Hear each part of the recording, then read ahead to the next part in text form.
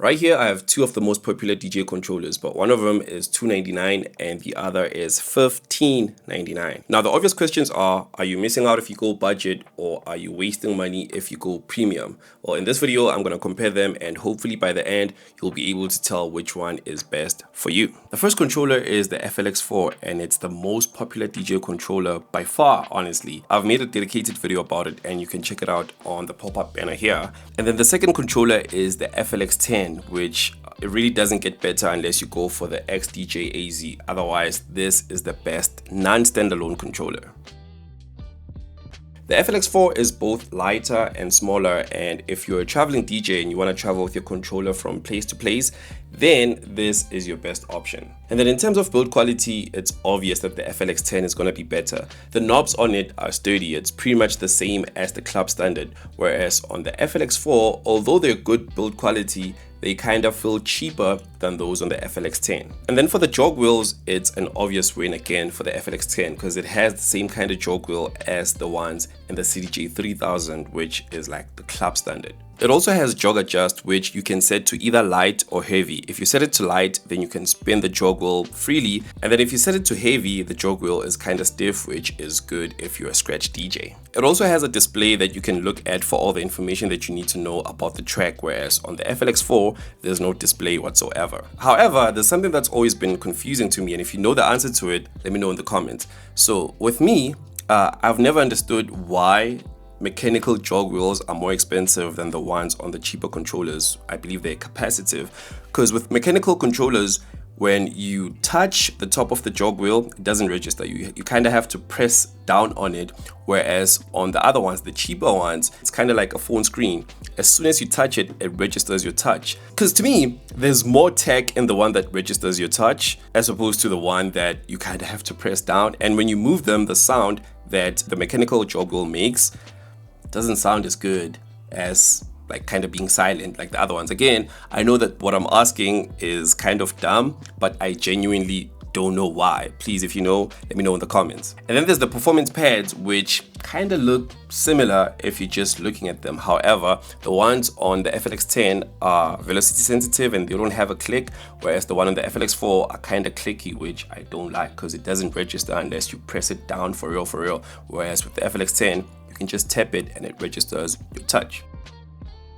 So for those of you that don't know, an input is anything that produces its own sound and then you put that sound into the controller, and then an output is basically the speakers, so anything that comes out from the controller. So in this case, inputs would be microphones and then outputs would be the outputs that you have for the speakers, the options that you have for the outputs for the speakers. For microphones, the FLX10 has two options and you can use both at the same time. There's the XLR and TRS, which means that you can connect professional microphones to it, whereas the FLX4 only has one option and it is an unbalanced TRX connection, which is still good, but you're very limited in terms of the microphones that you can connect to it. But it's not a chain smash, honestly, like it's really not. And then for outputs, which is basically the options for the speakers that you can connect to your controller, the FLX4 has two options. There's one RCA at the back, which is for the speakers that you can connect, and then there's an audio jack for the headphones in the front. So it's two options. One is the master, which is what your audience is listening to, and then the other one is the headphones, which is what you as the DJ are listening to.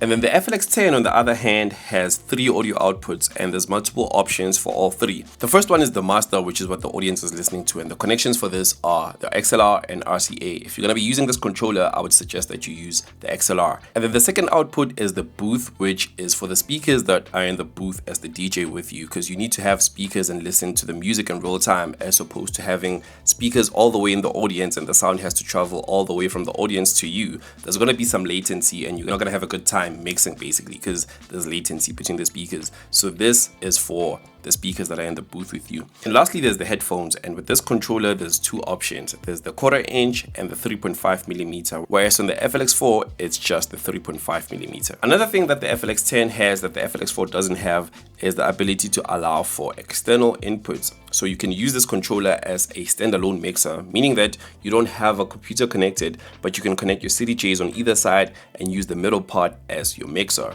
which is really dope. But then again, you'd have to spend way more money to get that kind of setup as opposed to just $299 for the FLX4. By the way, both controllers can be found in the description below the like button if you're in the market for either one of them. And if you need help learning how to DJ, I also have a video that I'll link here in the pop-up banner and also down in the description below.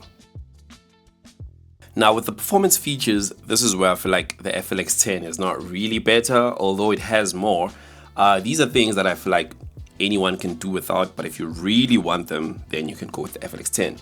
The first is the stems. It has the ability to control stems on the controller itself, whereas the FLX4 doesn't. But if you really want to use stems on your controller, then you'll be able to configure it. There's multiple videos that can teach you how to do this.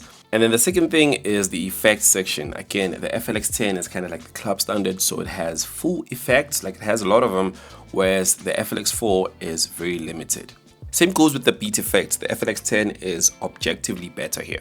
And then there's the performance pads, which work kind of the same, but the ones on the FLX10 are way better. First of all, they're RGB and they're velocity sensitive, which is an objectively better thing. But otherwise, they work pretty much the same. The one thing that's on the FLX4 that is not on the FLX10 is the smart effects. So these are effects that you can perform using one knob, whereas normally that require you to use multiple knobs and press a lot of buttons, but now it's just one knob. I have a demo of it in the dedicated FLX4 video, and I'll link it in the pop-up banner and down below.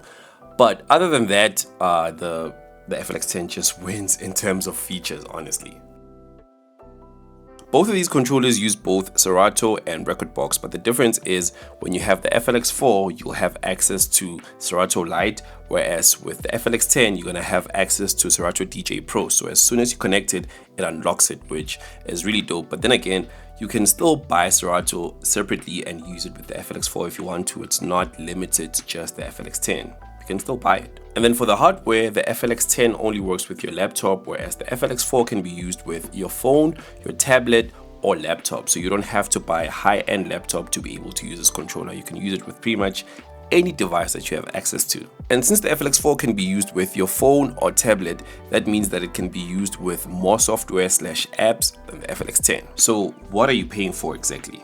So I've noticed something with controllers. So with cars, let's say BMW for instance, they'll make the 3 series of cars and then they'll look at them and say, okay, cool, how do we make this a performance car and make it the M3 but still keep the body, right? And then they take that car and they make the M3. It's how the M3 was born.